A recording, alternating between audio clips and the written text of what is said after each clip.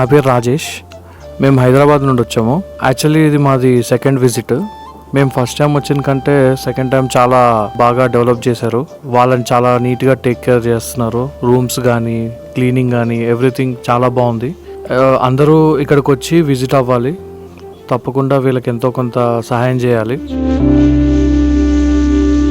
నా పేరు శ్రీదేవి. మేము హైదరాబాద్ నుంచి వచ్చామండి. మేము ఆల్రెడీ ఇది సెకండ్ టైం రావడము. ఇప్పుడు చాలా డెవలప్ అయింది.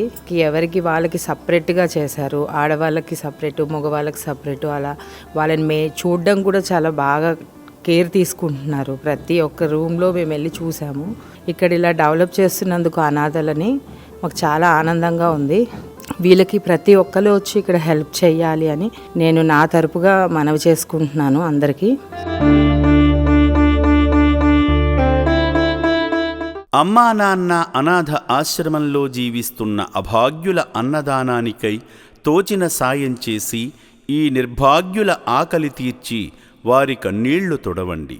ఈ అనాథులను కూడా మీ బిడ్డలుగా భావించి వారి ఆకలి తీర్చడంలో భాగంగా బియ్యము, పప్పు, ఉప్పు, నూనె వంటి కిరాణా సామగ్రితో పాటు కూరగాయలను అందజేసి 3 పూటలా జరిగే అన్నదానానికి మీ వంతు సాయం చేసి చేయూతనివ్వండి. పూటకు 600 మందికి అన్నదానం చేయడమంటే ఎంత కష్టమో తెలియంది కాదు.